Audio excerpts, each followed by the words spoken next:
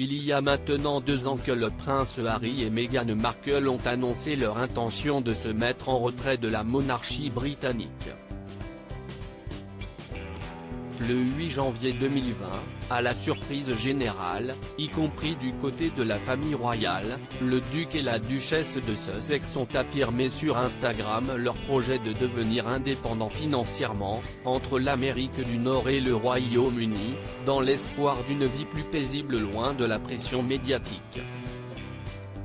La rupture, surnommée Megoi, s'est peut-être faite dans la douleur sur le plan familial, mais l'objectif est atteint, le prince Harry et Meghan Markle sont indépendants financièrement.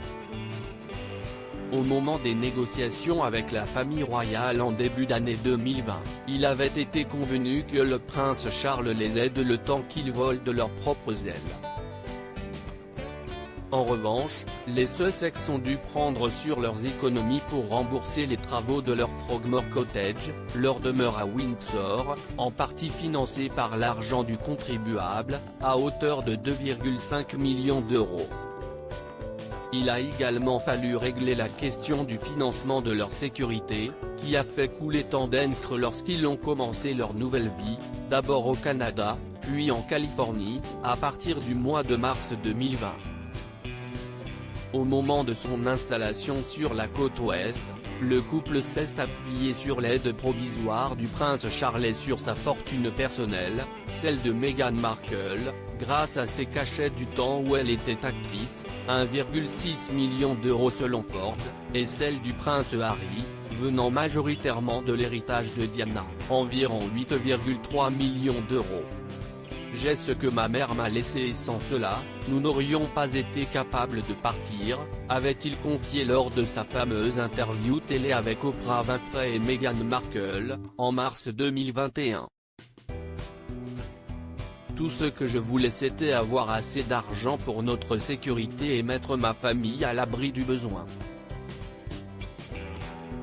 Peu après leur installation en Californie, les Sussex ont rapidement capitalisé sur leur notoriété et signé plusieurs juteux contrats pour assurer leur avenir, en juin 2020 avec l'agence Harry Walker, pour donner des conférences rémunérées, puis avec Netflix en septembre 2020, pour jouer les producteurs stars pendant 5 ans et ce, pour 100 millions de dollars, environ 84 millions d'euros. En décembre 2020, les Sussex se sont associés à Spotify pour produire des programmes audio, un contrat de 3 ans qui aurait rapporté entre 12 et 15 millions d'euros. En mars 2021, le prince Harry a ensuite rejoint une start-up basée à San Francisco, dédiée à la santé mentale. De son côté, son épouse a investi de l'argent dans une marque de café éthique basée en Californie. Conférences, podcasts, séries et documentaires, livres. Dans les prochains mois, le couple devrait également percevoir de jolis chèques de la maison d'édition Penguin Random House. Le premier volume des Mémoires du prince Harry est attendu en librairie pour la fin de l'année 2022. Un second livre devrait suivre, ainsi qu'un guide sur le bien-être signé de Meghan Markle.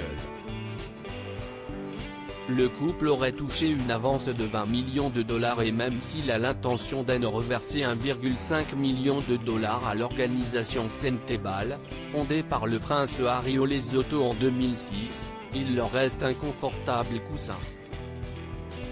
Il fallait au moins ça pour financer leur fondation Archewell et leur luxueuse villa californienne située dans le quartier de Montecito, près de Santa Barbara, où ils vivent en toute discrétion avec leurs enfants, Archie et Lilibet, 2 ans et 7 mois.